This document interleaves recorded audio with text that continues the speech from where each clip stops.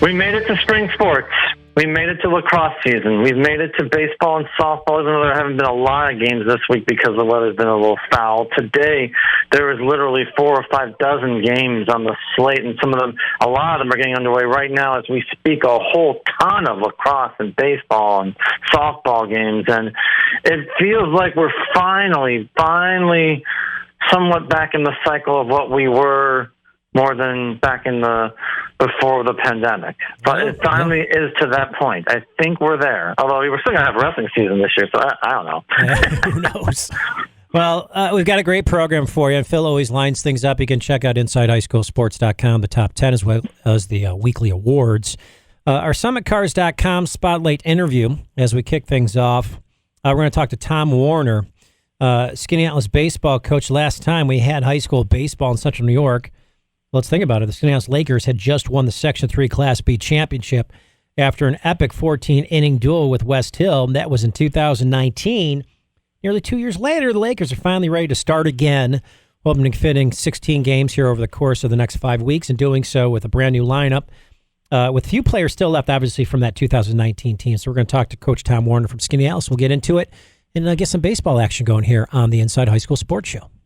Yeah, I mean, that game, I still remember that 14-inning championship game. That was one of the most memorable contests I've ever covered in terms of high school sports. But in terms of having to try and come back now, 2 years later, whole new lineup, a whole lot of kids in Skaneateles that played football literally last week. I mean, they had 7 guys coming from football, for example. There's a whole lot of challenges to be met. And Skaneateles is supposed to play Marcellus this afternoon. Hopefully they'll be able to do so. And that'll be their first game. And apparently Tom told me that your son and him, apparently they have a T-ball relationship. That's right. Yeah, so we kick things off on Tuesday. All right. Just in time, too. The snow might actually be gone for good this time. No longer T-ball, too, Phil. This is pitch. This is like, Oh, good. They do like a soft pitch kind of thing. It's great. All right, let's keep going. Right. In fact, Blake's right across from me in studio, and he had a soccer game this morning, and he scored a goal. Oh, boy. Big goal. Hey, I'm talking about how you scored a goal this morning. Incredible job. All right, let's keep rolling. Mm-hmm. Our AFLAC Spotlight interview got Auburn football coach Dave Moskov is going to be on the program. And, while some high school football teams had a difficult time, really adjusting, obviously, from a fall to a spring schedule, and we'll talk about this, and other interruptions, et cetera, the Auburn Maroons, listen what they did. Merely put together its first unbeaten season since 1975, going 5-0 since Phil was born. Auburn knocked off West Jenny, JD Central Square, then rallied from 14 points down to top CBA, 20-14. Then they claimed a 50-49 triple overtime epic over Fayetteville Manlius on the 21st of April to cap off the perfect season. And longtime Maroons head coach Dave Moskov, we'll talk to him for a bit. And incredible job this season, and didn't miss a beat.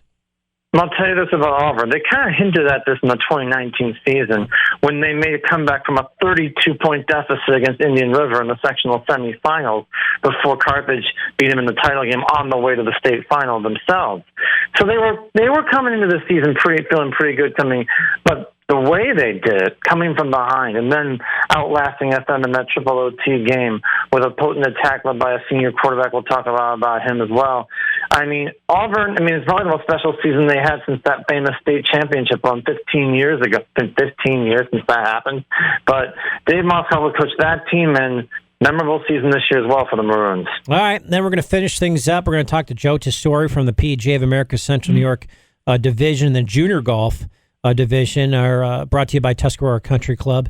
And we'll get into that a bit. Phil, we've got a great top 10 like you're always putting together, and we've got a bunch more action here, which is nice. And we've got a bunch of things we can talk about. So let's kick things off. Phil's top 10. You can check it out at InsideHighSchoolSports.com. You can follow Phil Blackwell on Twitter, of course. 22 months, more than 700 days since they last saw the field. Many of the area's high school lacrosse teams finally hit the field again this week, and they started with some marquee contests. Let's talk about Tuesday night. The boys and girls teams from West Jenny and FM meeting each other to renew their longtime rivalries with 2 other rivalries. Baldwinsville and Liverpool had a similar set of things to take place in contests. So, Phil, let's kind of get into, I guess, you look at Section 3 Class A titles. They won in 2019, a year before the pandemic shut everything down. FM, situated in Class B at that time, was a state finalist. Let's kind of get into a little bit of everything with West Genesee, the different teams, and kind of walk us through here for a bit.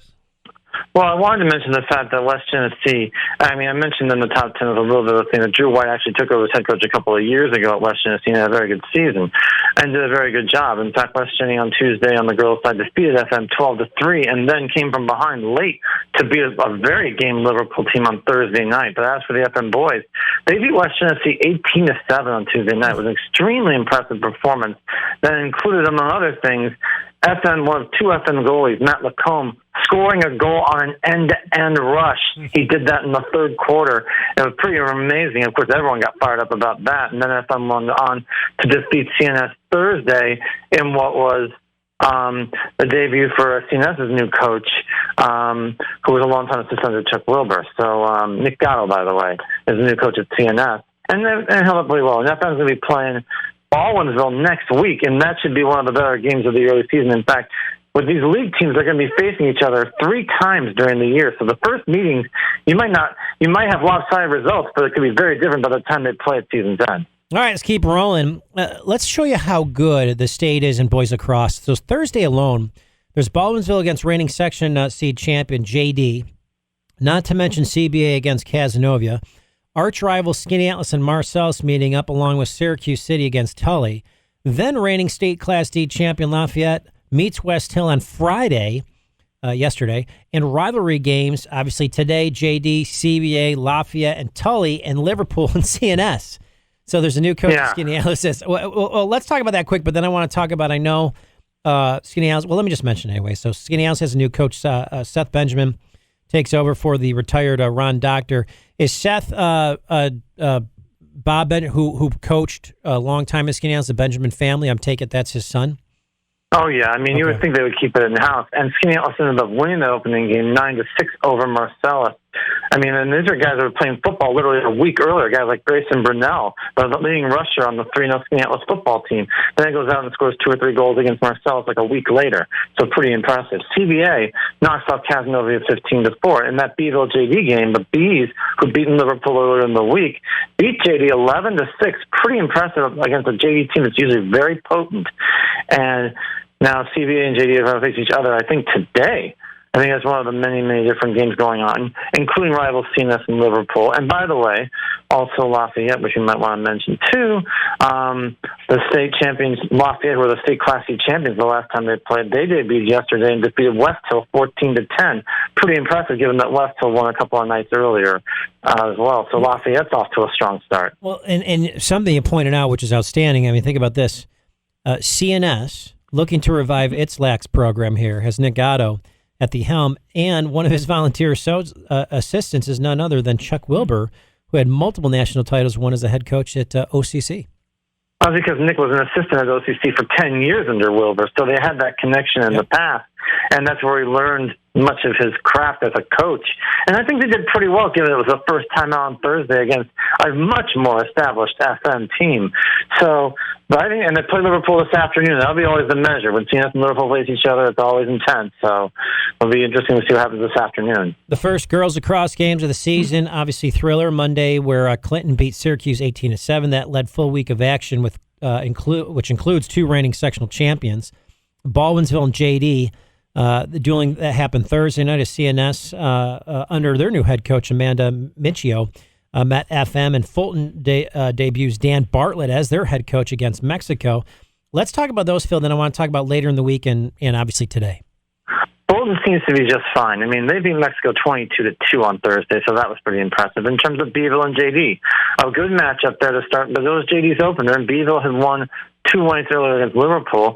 Beeville won that game over JD 15-9, and I believe that and they get balanced scoring, and the big first game of the season maybe this afternoon, because you have West Genesee, who's 2-0, against Baldwinsville, who's 2-0. Drew White took over at West Genesee a couple of years ago, actually, and had their first season.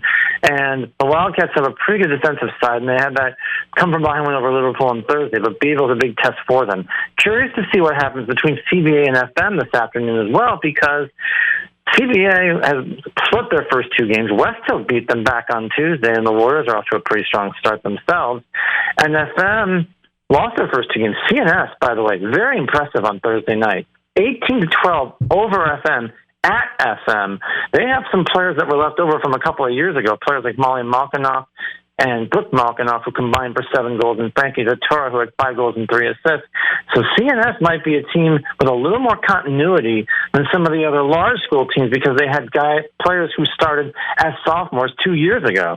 Nice job. Also, let's talk about today, as I kind of wanted to point out, and Phil pointing out, obviously, in the top 10, which he always does. Even more big games. CNS against Liverpool, as you just mentioned. Baldwinsville getting its first challenge from West Jenny. CBA, who now has Pat Britton as head coach after Doug Sedgwick's ran a run that included state championships in multiple classes, challenging FM, and West Hill gets to open against ESM. It's also the week where high school baseball returns from its enforced 22-month exile. No snow on the ground to contend with, so let's get rolling here. Some dry, a little bit of dry weather at least. All right, 2 years ago, let's talk about sectional tournaments and boys baseball. Fayetteville Manlius shocked everyone by knocking off the top 3 seeds to win the Class AA title, while Whitesboro in Class A and Skaneateles in Class B both had to endure extra inning epics to claim their sectional banners. The Lakers going 14 long innings to subdue West Hill. Mentioned that a little bit earlier. Head coach will be on. Cooperstown proved a fitting section Class C champion and made it all the way to the state title game before falling to Tignor and McGraw Eagles, who earned the Class D sectional honor. So where do you want to go, Phil, first? Well, there was actually the first baseball game someone actually played yesterday amid all that wind and cold, and it was Casanova being Bishop Ludden, so that was a game yesterday. But today, we have a lot more games on the slate. Marcellus playing Skaneateles, and CNS playing Liverpool, and Baldwinsville facing West Genesee. Every one of them so excited about finally getting out there for the first time in 22 months. And really, there's so many more unknowns because, like we said before, most of the kids that are going to be playing this afternoon and then in the weeks that follow haven't played at the varsity level because they missed last season. So it'll be very interesting to see who steps up, who performs, who emerges as stars, because more than even any other season, it's just a complete unknown. And they hope to get in 15 to 16 games before they have their sectional tournament in mid-June. High school softball makes its a long way to return here. Remember that Liverpool brought back Nick Spatora as a head coach after a couple of years of retirement, trying to take down CNS, side that reached the state Class AA title game the last time that was held in 2019. They're also set to face each other Saturday for the first 3 regular season encounters. You got also Oneida was another team here in girls softball that got all the way to the state championship game 2 years ago, doing so in the Class B before getting stopped by Ardsley. In other classes, everyone again chases defending sectional champion Jamesville DeWitt here in girls softball in Class A. You've got Pulaski hopes to hang on to the Class C honors. Lafargeville was a Class C sectional winner, and that was 2 years ago. Yeah, I mean, everything we just said about baseball is pretty much everything you can also say about softball in terms of not really knowing what to expect after a long absence. But there have been a few games this week, and we've seen some results. For example, there was a game on Tuesday where Fabius Pompey defeated Homer 13-9, and we got to mention one of the players in that game. Alexis DeRocher for the Falcons had a triple, a home run, and 7 RBIs for Fabius Pompey in their first game. Also mentioned Hamilton, the traditional power. They started by being Sequoia Valley 19-2 yesterday. They played yesterday and all that win. Scored 13 runs in the 4th inning. So we're already getting back to these neat statistics. There's a handful of games this afternoon. Obviously, Liverpool CNS is the marquee because of the way they've dominated Class AA for the last 20 years or so, 25 years. And we'll see if someone can really challenge them again. But again, like with baseball, so much of it is an unknown. There was still some big stuff that happened in the last week of high school football. Auburn completed its first undefeated season since '75. We mentioned that. Coach will be on, Coach Moskov. Fayetteville Manlius 50-4-9. We kind of went through those games. Saturday, today, Indian River got the best of previously unbeaten Whitesboro 42-14. Excuse me, that was last Saturday. VVS finished up its perfect 5-0 season by routing a very good Holland Patton side 35-6. Skaneateles finished 3-0 here in football by handling Casanova 21-7. And the combined Westmoreland Oriskany team completed a 5-0 campaign when it topped Waterville 29-15. That was last Saturday afternoon. Indian River and East Syracuse Manoa are still going to face each other this week, with most of the players not scattering to various spring sports. So what happened, Phil? Blackwell here in high school football. I couldn't wait to talk about this particular game, but Indian River game. The score was 86-48. This is not basketball. 86-48. What was more, Roland Marzell, Indian River's top running back, had 24 carries for 538 yards. And 9 touchdowns. They almost broke all the sectional records you could imagine for single games, but was pulled before the fourth quarter by his dad, Coach Corey Marzell, because they was like, all right, we won the game. And he was cool with it. Once-in-a-lifetime opportunity to set a record, and yet he's like, all right, I'm content with 538 yards and 9 touchdowns. Okay. But I also wanted to mention the undefeated season. VVS was very a dominant team this year. They were really strong. And the Westmoreland Oriskany team, coached by Tim Gates, who's coached for quite a while up there, impressive season they put together, being undefeated. And maybe the strongest Class C team besides Skaneateles, only played 3 games but won them all. All right, they had the big girls swimming showdown, beating two undefeated teams last Saturday, Casanova College, and FM got the best of it, utilizing its depth to pull away from CBA and prevail 116-70.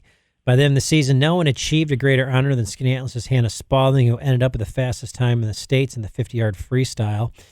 We also had Mexico's Alexa Van Holtz, 4th in the state, and also 6th of the butterfly behind Spaulding. CBA's Kayla Newman ended up the best sectional times in both the 200 and 500 freestyle, taking 10th place in the state in the 500, as she, along with Van Holtz and Spaulding, are all set to return the fall here.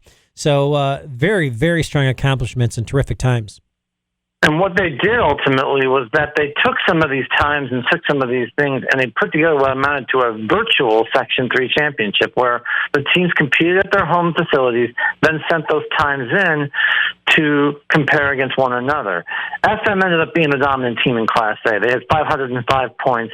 CBA finished second despite having those great individuals, and Liverpool finished third. Among Class B teams, it was Mexico, led by the Von Holt sisters, with 416 points to hold off the 381 from New Hartford and the 361 from Janesville DeWitt, while in Class C, Skaneateles dominated them. There's only 4 teams there, but they had 615 points, and like we mentioned with Spaulding, the fastest time of the season in the state in the 100 freestyle for someone who was only doing club swimming before this season, and she just tore it up. All right, let's keep rolling, Phil. We've got number 9 here. There was also a week where we saw outdoor track and field resume, though this spring it will mostly be through head-to-head league kind of meets, and without, obviously, kind of grown accustomed to what's hopefully will eventually return here in 2022. But all right, let's talk about the opening meets. Includes Liverpool against West Jenny, SCAC Metro Division, FM against Corcoran, Baldwinsville, Henniger, Marcellus taking on West Hill, Clinton hosting Oriskany, Sweet Valley, and Tully hosting Grimes, Faith Heritage, and JD taking on Auburn, East Syracuse, Manoa. Just a whole huge lineup here in track and field, and it's good to see these. Yeah, I mean, the thing about it was some of the meets were affected by weather on Wednesday and Thursday, but of the meets that did take place, she had Marcellus boys very impressive over West Hill 90-32. Skaneateles pulled off a sweep against APW. Liverpool did the same against West Genesee. Baldwinsville did the same against Henniger. Casanova, whose boys team was really strong a couple of years ago and were the sectional Class B2 champions, swept on the boys and girls side against Syracuse ITC. And that's just a sampling of all the first Wednesday meets. I mean, they'll be probably doing a lot of midweek meets. You're going to be missing the big invitationals that they tended to have in places like Chittenango, Weedsport, CBA, Westhill. They all have these meets, but they will have Section 3 championships the second week of June in those various classes. We get back to finally having actual championships at the end of seasons. All right, last of Phil's top 10, and again, you can check it out at InsideHighSchoolSports.com, as well as all the weekly awards. We already have our first handful of girls' golf matches in the books, also returning from an absence of nearly 2 years. Liverpool jumped out 2-0 here with wins over West Genesee and Cicero Syracuse, led by the sister tandem of Natalie and Mia Avantins, who were state tournament qualifiers and sophomores in 2019 and are back of here their senior campaigns.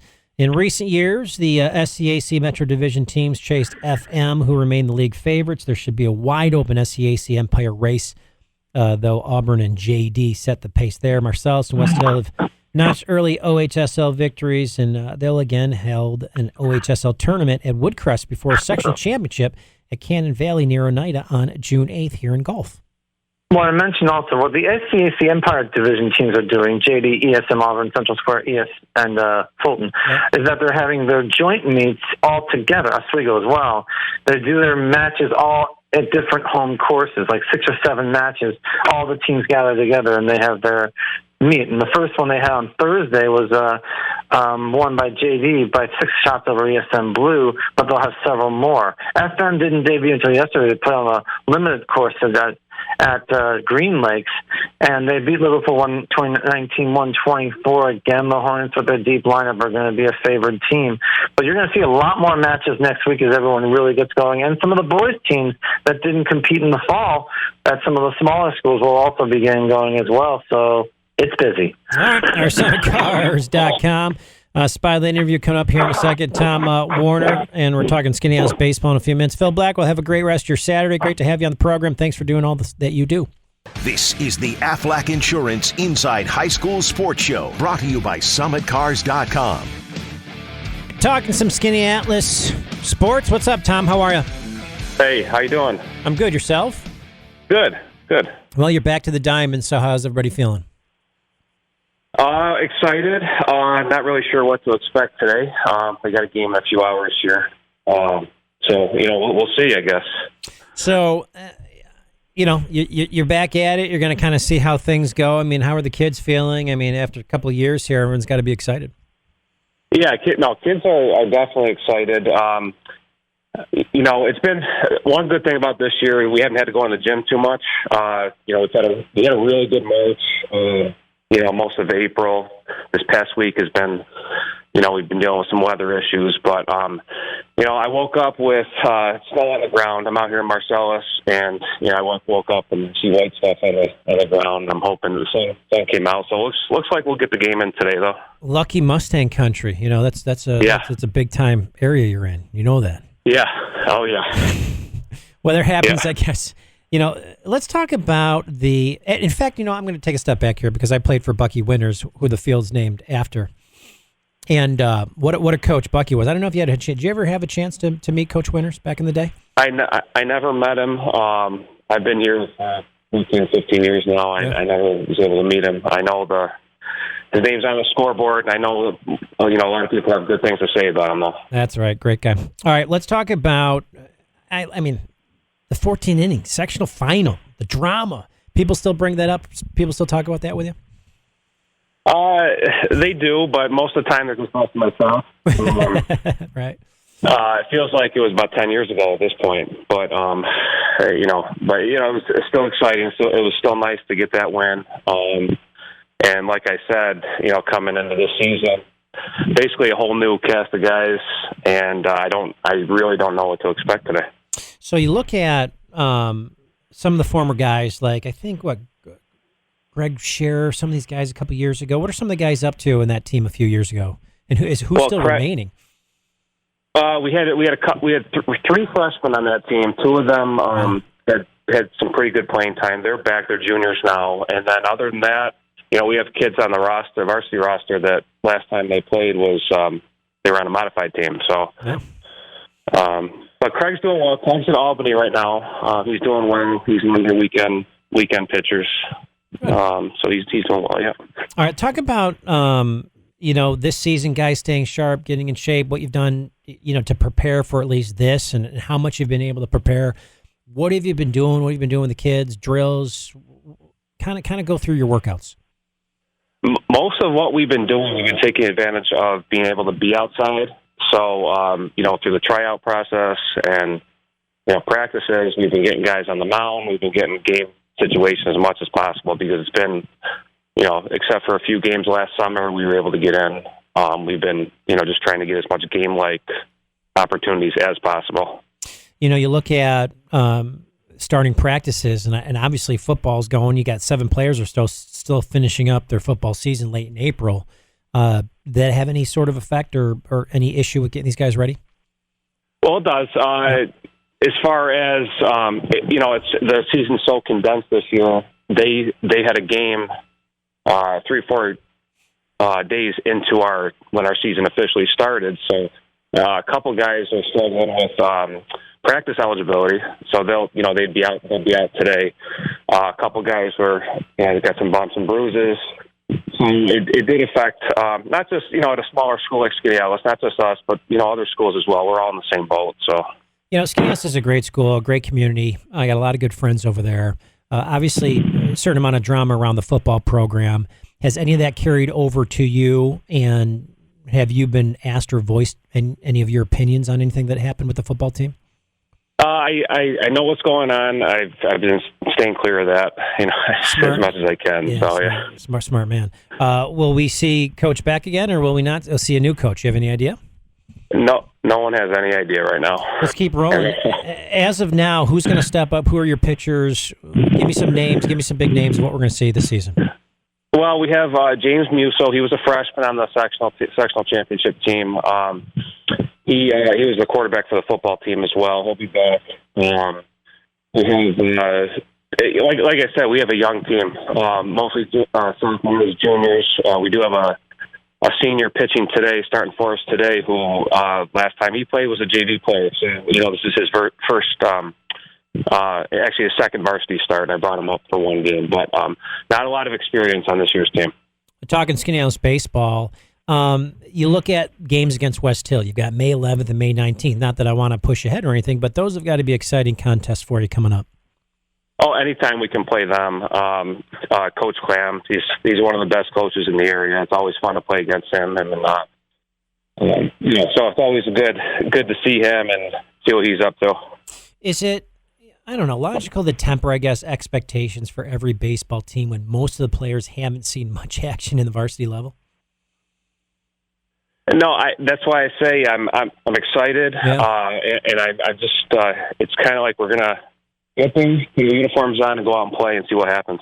So tell me about my mentality today. That's good. So tell me about the connection here with the baseball program. I thought you mentioned something to Phil with the T-ball or with the modified or something like that. When Phil called yesterday, and I got an email this week from a Bristol, and I noticed that. So my son, I'm out in the backyard with my son every day. He's waiting to play, and I mentioned to Phil yesterday that Coach Bristol is his coach this year. So I figure a season with you, he'll be ready for varsity next year, right? There's no question about it. I'm going to get him whipped into shape, and he better step up. No, I have a feeling that you've been pitching to him since he was probably 6 months old. So. I don't want to push him too much. A lot of times he's pushing me to get out there. I was out there this morning. I was freezing my butt off, and I had to stop it, cut it short today. So. Is he first or second grade? First grade. First grade, so that'll be good. So first grade. Be one of my guys. Does he like infield or what? Is he a good infielder? Is he a good arm? He whatever he's utility guy. He's only 6. He will go out and play for. Till I can't throw anymore, and then he comes in and watches the Yankee games. we were at Dick's this morning. We bought pine tires, got pine tires with that. New helmet, new cleats. He's ready to go. Yeah, he's ready to go. So he just got dragged to my daughter's soccer game, so I wasn't too happy about that. He wished he was on the bus with me. Yeah, let's go hit some balls. Real quick, I know you said, hey, waiting to see what happens today. What have you? All in all, I guess if you can kind of sum up what the last 2 years have been like for you personally and for the kids. Oh, geez, for me personally. Well, I don't think anybody knew what was going on last March and April. We were home. I'm a teacher, so I began working remotely. I'm home with the kids, trying to teach them. Then, with hopes that baseball would still go on. When that got canceled, I really didn't know what to do. I was kind of in the same boat as everybody else. Luckily we were able to get some early games in. Everybody running those programs, kudos to them to get the kids out playing again. But it's just it's a little surreal that we're out there and playing. We'll get on a bus and we have umpires, and you coach for 15, 16 years, and then you don't for a season, and now coming back, it's a little strange. Yeah.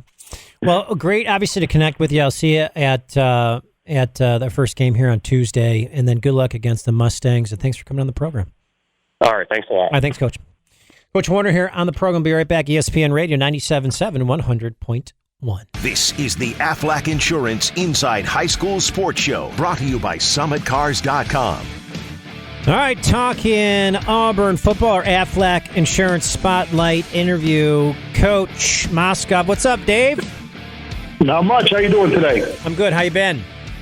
I'm doing great. Well, you got to be fired up here. What a season. And knocking off West Jenny, JD, Central Square.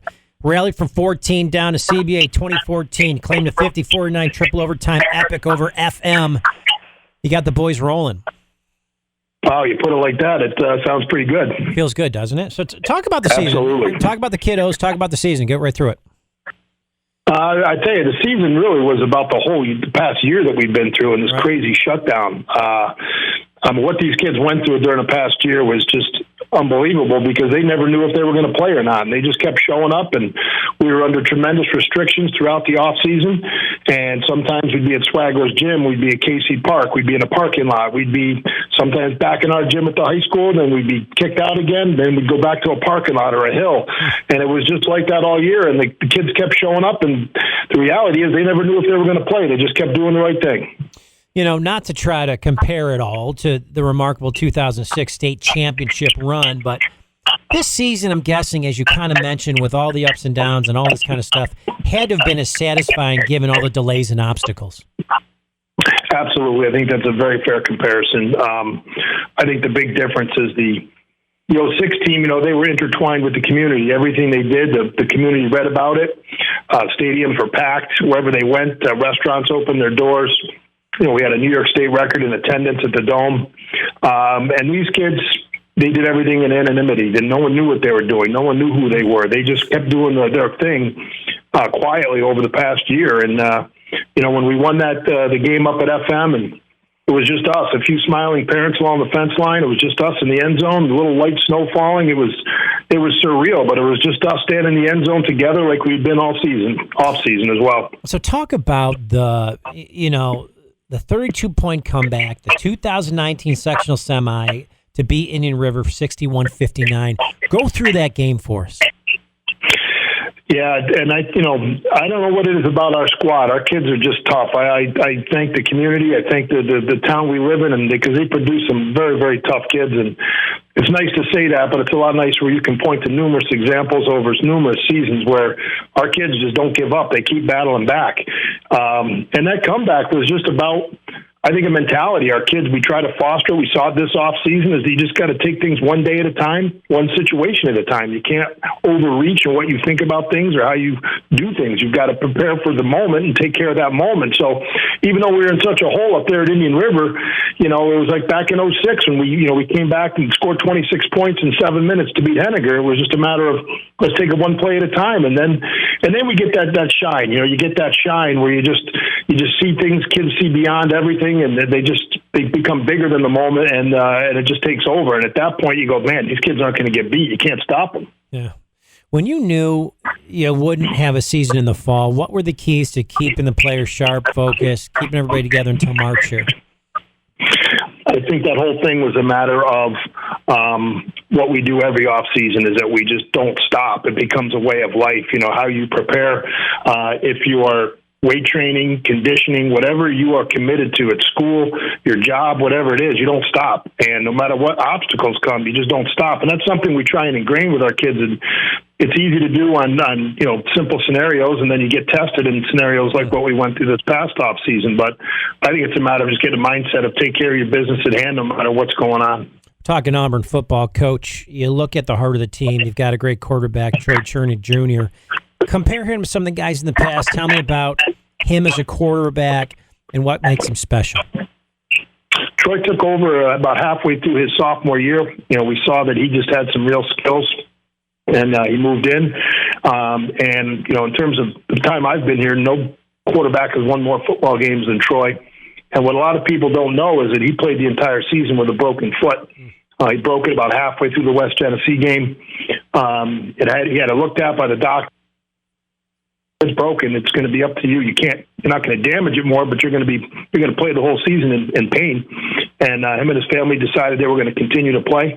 It limited him on defense, but he still ran the ball very effectively, and he did it with a broken foot throughout the season, and just provided tremendous leadership for our squad as well. You also have Elijah Benson there, emerging as your top running back, I believe, as a sophomore. Will he become obviously a strong offensive focal point in the fall? Yeah, he really developed himself into a major part of our offense. He's a 10th grader. He's 6'1", 233 right now, and strong. Jerry Phillips, a fullback in front of him, he returns as well. He was a very good fullback. And we return all but one of our offensive linemen up front, so we're real young. So you look at those three scenarios, and certainly you start with that ground game, and then going into the fall, there's a lot of other components we need to develop, but we have some very strong knowns right now, and it starts. Coach Moskov, we're talking with Auburn football. You look, whether it was 2019 or this season's final two games against CBA and FM, explain again the ability to play so well in the clutch and against great teams. About preparation starts there, no question. And you can't just show up and say, hey, let's play great tonight, because you're not invested. And we teach our kids all the time that if you want to have positive results, you have to be invested. It doesn't guarantee you the success, but it certainly puts you in a position to be successful when you're invested. And then if things don't go your way, you're gonna fight twice as hard back, because you know about the time and commitment you have invested into that project, that operation, the game, the paper you're writing for your classroom. If you put your time into it, it's going to matter too. So when those kids start to fall behind and they realize, geez, we got a chance at an undefeated season, they're not going to let that slip away. They can think back to the year, what they've done, and those times in the parking lot and running the hills, and they say, we're not going to lose. We're not going to let this slip away.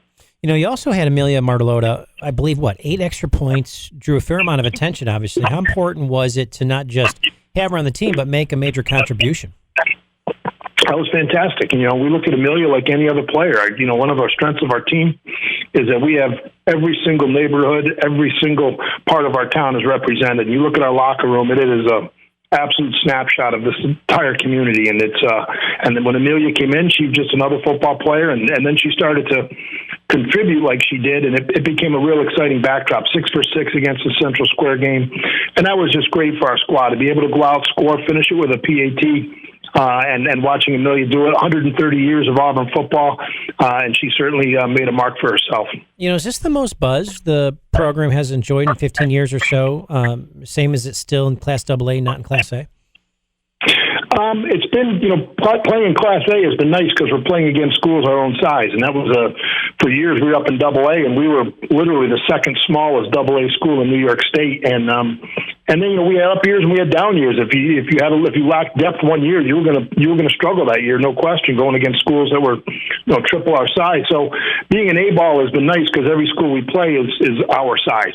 And with the playing field level, I look at Troy, he's 17-8 in the last 3 years in A-ball. He's 12-4 in the last 2 years in A-ball. So you level the playing field for the Auburn football team, and they're going to make things happen. We're talking Auburn football. Coach, one final question. You look at, obviously, replacing some guys, Cherney.